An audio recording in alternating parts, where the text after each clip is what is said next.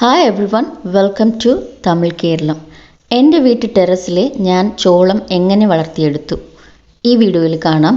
അപ്പം വീട്ടാവശ്യത്തിന് വേണ്ടി കടയിൽ നിന്ന് വാങ്ങിച്ച ചോളത്തിൽ നിന്ന് ഒരു ചെറിയ കഷ്ണം വെട്ടി മാറ്റി ചെറുതായിട്ട് ഉണക്കി അത് വെള്ളത്തിൽ കുതിർത്തിട്ടു. 4-5 മണിക്കൂർ അത് കുതിർത്തിട്ടാൽ മതി, കൂടുതൽ വേണ്ട.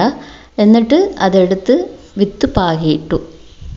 വിത്ത് പാകുന്ന മണ്ണ് സാധാരണ മണ്ണും ചെറുതായിട്ട് ചകിരിച്ചോറും കൂടി മിക്സ് ചെയ്താണ് ഞാൻ ഇട്ടേക്കുന്നത്. ഇപ്പം എല്ലാത്തിലും 1 അല്ലെങ്കിൽ 2 വീതം ഇട്ടിട്ടുണ്ട്. പുറത്ത് നമുക്ക് കുറച്ച് മണ്ണ് ഇട്ട് കൊടുക്കാം, എന്നിട്ട് വെള്ളം തെളിച്ച് കൊടുക്കാം. 4 അല്ലെങ്കിൽ 5 ദിവസത്തിനിടയ്ക്ക് ഇത് മുളച്ച് കിട്ടും. ഇപ്പം എനിക്ക് കറക്റ്റായിട്ട് 5 ദിവസത്തിൽ തന്നെ എല്ലാം മുളച്ചിട്ടുണ്ട്. അപ്പം ഇപ്പോൾ ഒരു ഇലയാണ് വന്നിട്ടുള്ളത്. 2 ഇലയൊക്കെ നല്ലോണം വന്നതിന് ശേഷമാണ് എടുത്ത് മാറ്റി നടുന്നത്. അപ്പം 10 ദിവസം ആയപ്പം 2 ഇലയൊക്കെ വന്നു. ഞാൻ 10 ദിവസം കഴിഞ്ഞപ്പോഴാണ് എടുത്ത് മാറ്റി വെച്ചത്. ഇനി നമുക്കിത് നട്ടുപിടിപ്പിക്കാം. ഞാൻ പെയിൻറ്റ് ബക്കറ്റിലാണ് ഇതൊക്കെ നട്ടുപിടിപ്പിക്കാൻ പോകുന്നത്. ഒരു ബക്കറ്റിൽ 3 എണ്ണം വീതം നടുന്നുണ്ട്. അപ്പോൾ ഈ ചോളമൊക്കെ വളരെ ക്ലോസ് ആയിട്ടാണ് നടേണ്ടത്, അപ്പോഴാണ് കൂടുതൽ കായൊക്കെ ഉണ്ടാവും. അതുകൊണ്ട് ഒരു ബക്കറ്റിൽ ഞാൻ 3 എണ്ണം വെച്ചിട്ടുണ്ട്. ബക്കറ്റ് വലിയ ബക്കറ്റാണ്. അപ്പം ഈ ചോളമൊക്കെ ഒരുപാട് നമ്മളെ ഹൈറ്റിനെക്കാട്ടിലും വളർന്ന് കിട്ടും. അപ്പം കുറച്ച് വലിയ ബക്കറ്റ് തന്നെ ഇതിനാവശ്യമാണ്.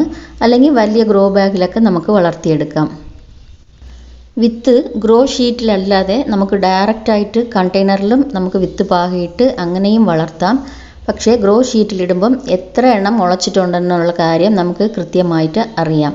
ചിലപ്പോൾ നമ്മൾ കണ്ടെയ്നറിലൊക്കെ ഇടുമ്പം 2-3 വിത്ത് ഇടുമ്പോൾ 1 കിട്ടില്ല, ബാക്കി 2 എണ്ണം വളർന്ന് കിട്ടും. അങ്ങനെയൊക്കെ ഉണ്ടാവുമല്ലോ. അതിനു വേണ്ടിയാണ് ഞാൻ ഗ്രോ ഷീറ്റിൽ ആദ്യം എല്ലാ വിത്തുകളും പാകിയിട്ടത്. അതുപോലെ വിത്ത് വെള്ളത്തിൽ കുതിർത്തിടാതെ ഡയറക്റ്റായിട്ടും നമുക്ക് വിത്ത് പാകാം. വെള്ളത്തിൽ കുതിർത്തിടുമ്പം കുറച്ച് കൂടുതൽ പെട്ടെന്ന് തളിർത്ത് കിട്ടും. അതുകൊണ്ടാണ് ഞാൻ വെള്ളത്തിൽ കുതിർത്തിട്ടത്. നമ്മൾ വീട്ടാവശ്യത്തിന് പാക്കറ്റുകളിൽ വാങ്ങിക്കാറില്ലേ ചോളം, അതും മുളച്ച് കിട്ടും. അതും വെള്ളത്തിൽ അല്പം 5-6 മണിക്കൂർ കുതിർത്തിട്ട് അതും നമുക്കിങ്ങനെ പാകിയിട്ടാൽ മുളച്ച് കിട്ടും. അതും ഞാൻ ചെയ്തിട്ടുണ്ട്. അപ്പോൾ ഇത് ഞാൻ വീട്ടാവശ്യത്തിന് വാങ്ങിച്ച ചോളത്തിൽ നിന്ന് മുറിച്ചെടുത്ത് ഉണക്കിയാണ് വിത്ത് പാകിയത്. ഒരു ബക്കറ്റിൽ 3 എണ്ണം വീതം വെച്ചു. അങ്ങനെ 4 ബക്കറ്റ് വെച്ചിട്ടുണ്ട്. ഇപ്പം 12 ചെടി ഉണ്ട്. ഏകദേശം 2 മാസമായി. ഇപ്പോൾ പൂവൊക്കെ വെച്ച് തുടങ്ങി. ഇനി പോളിനേഷനാണ്. ഇപ്പം ഇത് കാണുന്നില്ലേ, ഈ പൂ ചെറുതായിട്ട് ഉണങ്ങാൻ തുടങ്ങി. ഇതാണ് അതിൻ്റെ പോലൻസ്. ഇതിൻ്റെ ഈ പൂമ്പൊടിയാണിത്. ഈ പോലൻസ് ചോളത്തിലേക്ക് വീഴുമ്പോഴാണ് നമുക്ക് ചോളത്തിൻ്റെ വിത്തുകൾ ഉണ്ടാകുന്നത്. അപ്പം ഈ ചോളത്തിൽ ചെറുതായിട്ട് ത്രെഡ് പോലെ കാണും. ആ ത്രെഡിൽ വീഴുമ്പോഴാണ് അതിൻ്റെ അകത്ത് നമുക്ക് നല്ല ചോളം, അതായത് നല്ല വലുപ്പത്തിലുള്ള ചോളത്തിൻ്റെ വിത്തുകൾ ഉണ്ടാക്കുന്നത്. ഇതാണ് ആ ത്രെഡ്, നല്ല റെഡ് കളറിലുണ്ട്. ഇതിൻ്റെ അകത്ത് ഓരോ വിത്തിലും കണക്റ്റഡാണ് ഈ ത്രെഡ്. ഈ ത്രെഡിൻ്റെ ഓരോ നൂലും അകത്ത് ഓരോ വിത്തിലും കണക്റ്റഡായിരിക്കും. അപ്പം ക്ലോസ് ആയിട്ട് നമ്മൾ നടുമ്പോഴാണ് ഈ പോളൻസൊക്കെ എല്ലാ ചെടികളിലും കൃത്യമായിട്ട് പൂമ്പൊടി വീഴുന്ന് കിട്ടുന്നത്. ഈ പോളൻസ് ത്രെഡിൽ നല്ലോണം വീഴുന്നില്ലെങ്കിൽ നമുക്ക് നല്ല ചോളം കിട്ടുകയില്ല. അകത്ത് ചെറുതായിട്ടും നല്ല കരിഞ്ഞതും അല്ലെങ്കിൽ ഉണങ്ങിയ സൈസിലും ഒക്കെയാണ് ചോളം കിട്ടാറ്. ഈ പോളൻസ് കൃത്യമായിട്ട് കറക്റ്റായിട്ട് അതിൽ വീഴാൻ നമുക്ക് എന്താ ചെയ്യേണ്ടത്? അപ്പോൾ നമുക്ക് ടെറസിലൊക്കെ ആണെങ്കിൽ നല്ല കാറ്റുണ്ടാവും. അപ്പോൾ കാറ്റിൽ ഈ പോളിനേഷൻ കറക്റ്റായിട്ട് തന്നെ നടക്കും. കാരണം നല്ല കാറ്റുണ്ടാവുമ്പം ചെടി അങ്ങോട്ടും ഇങ്ങോട്ടും ആടി അതിൻ്റെ പോളൻസ് കറക്റ്റായിട്ട് ത്രെഡിൽ തന്നെ വന്ന് വീഴും. കാറ്റില്ലാത്ത സ്ഥലത്താണെങ്കിൽ നമുക്ക് കൈ വെച്ചോ അല്ല ഒരു കമ്പ് വെച്ചോ ഇങ്ങനെ നമുക്ക് തട്ടിക്കൊടുക്കുമ്പം അതിൻ്റെ പോളൻസ് ആ ത്രെഡിൽ തന്നെ ചെന്ന് വീഴും. അപ്പം നമ്മൾ ഇത്ര ക്ലോസ് ആയിട്ട് നട്ടു വയ്ക്കുമ്പോഴാണ് ഈ പോളൻസൊക്കെ ഈ കാറ്റിൽ ആടുമ്പോഴത്തേക്കും അങ്ങോട്ടും ഇങ്ങോട്ടും ആടുമ്പോഴത്തേക്കും ത്രെഡിൽ കറക്റ്റായിട്ട് വന്ന് വീഴുന്നത്. ഇപ്പോൾ കണ്ടില്ലേ, ഈ പൂ നല്ലോണം ഉണങ്ങിയിട്ടുണ്ട്. അപ്പോൾ ഞാനിത് കൈ വെച്ച് ചെറുതായിട്ട് തട്ടിക്കൊടുക്കുവാണ്. അല്ലെങ്കിൽ ഒരു നീളത്തിലൊരു കമ്പ് വെച്ച് നല്ലോണം നമുക്ക് തട്ടി കൊടുക്കുമ്പം ആ പോളൻസ് എല്ലാം ഈ റെഡ് കളർ നൂലിൽ കാറ്റിൽ തന്നെ ഡയറക്റ്റായിട്ട് വന്ന് വീഴും. ത്രെഡ് ഇപ്പോൾ നല്ല റെഡ് കളറിലുണ്ട്. അപ്പോൾ ഇത് ബ്രൗൺ കളറിൽ മാറുമ്പോഴത്തേക്കാണ് നമ്മൾ വിളവെടുക്കേണ്ടത്. അപ്പോൾ നമുക്ക് ബേബിക്കാൺ ആവശ്യമാണെങ്കിൽ ഈ സമയം തന്നെ നമുക്ക് എടുക്കാം. അപ്പോൾ നല്ല ബേബിക്കാൺ കിട്ടും. ഈ ത്രെഡ് കാണുമ്പോൾ തന്നെ നമുക്ക് മനസ്സിലാവും ചോളം നല്ല ചോളമാണോ അല്ലെങ്കിൽ അകത്ത് ചെറുതായിട്ടും ഉണങ്ങിയ ചോളമാണോ എന്നുള്ളത് നമുക്ക് കാണുമ്പോൾ തന്നെ മനസ്സിലാവും.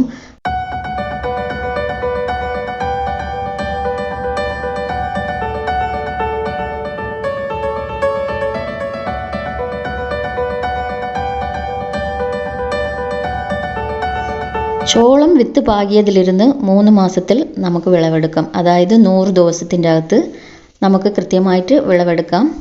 ഒരു ചെടിയിൽ തന്നെ 2ഉം 3ഉം ചോളമൊക്കെ വളർന്നു വരും. പിന്നെ ചെറിയ ചെറിയ ചോളമൊക്കെ വീണ്ടും വളർന്നു വന്നുകൊണ്ടേയിരിക്കും. അപ്പോൾ ഇത് കാണുമ്പോൾ തന്നെ മനസ്സിലാവുന്നുണ്ട് ചോളമൊക്കെ നല്ല ചെളിച്ച് വളർന്ന് ചെളിപ്പായിട്ടാണ് ഇരിക്കുന്നത് കാണുമ്പോൾ തന്നെ. അപ്പോൾ അകത്തൊക്കെ നല്ല വിത്തുകൾ ഉണ്ടാവും. വിളവെടുക്കാൻ പ്രായമാവുമ്പോൾ തന്നെ ചെടിയൊക്കെ ചെറുതായിട്ട് ഉണങ്ങി തുടങ്ങും. അല്ലെങ്കിലും നമുക്ക് 100 ദിവസം ആവുമ്പം കൃത്യമായിട്ട് നമുക്കത് വിളവെടുക്കാം. അപ്പം ഞാൻ ഇന്ന് വിളവെടുക്കാൻ പോവുകയാണ്, ആദ്യത്തെ വിളവ്.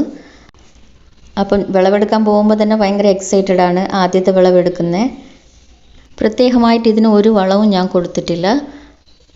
ആദ്യം മണ്ണും കുറച്ച് ചകിരിച്ചോറും മാത്രമാണ് ഇട്ടിട്ടുള്ളത്. നമ്മൾ ആദ്യത്തെ പ്രാവശ്യം നമുക്ക് ഇതും വേറെ വളങ്ങളൊന്നും ആവശ്യമില്ല. വീണ്ടും നമ്മൾ ചോളം നടുവാണെങ്കിൽ ആ മണ്ണിൽ കുറച്ചുകൂടി നമുക്ക് ചാണകപ്പൊടിയോ അല്ലെങ്കിൽ വേറെ ഏതെങ്കിലും ജൈവവളം കലർത്തിയിട്ട് നമുക്ക് വീണ്ടും വിത്ത് പാകിയിടാം.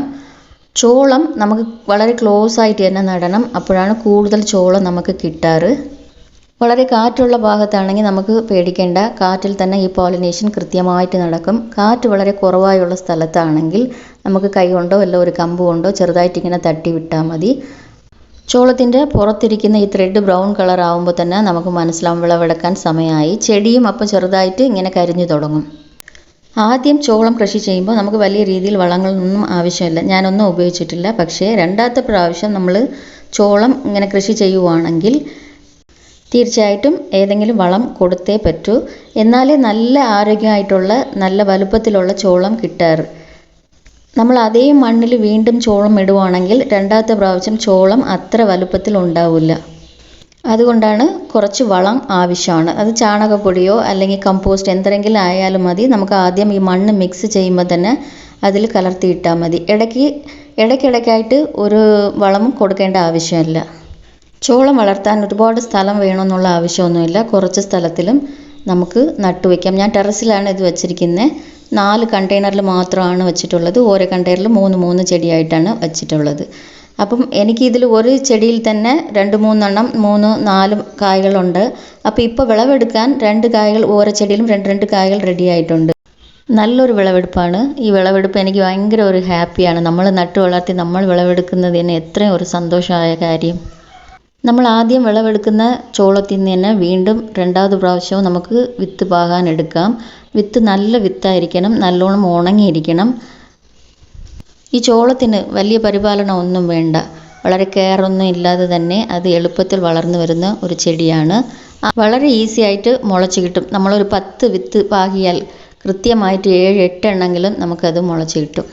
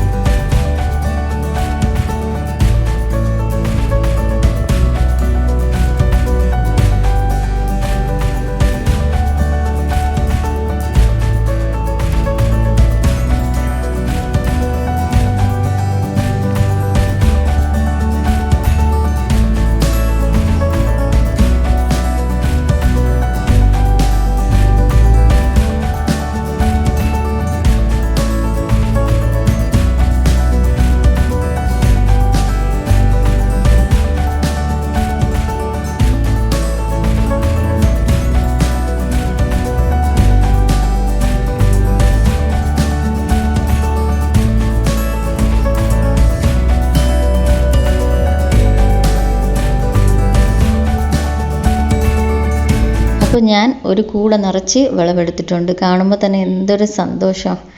അപ്പോൾ ഇത് നല്ല ചോളമാണോ എങ്ങനെയെന്നുള്ളത് നമുക്കിത് അടർത്തി നോക്കാം.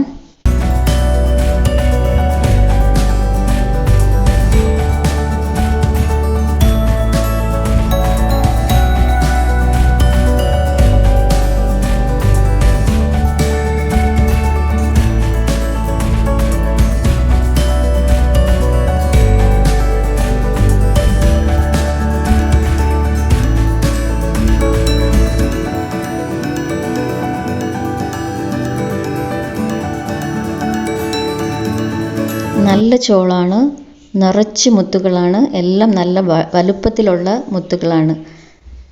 അപ്പോൾ ഈ വീഡിയോ വളരെ ഇൻട്രസ്റ്റ് ആയിട്ടുണ്ടെന്ന് കരുതുന്നു. ഇതുപോലെ മറ്റൊരു ഇൻട്രസ്റ്റിംഗ് ആയ വീഡിയോയിലൂടെ നമുക്ക് വീണ്ടും കാണാം.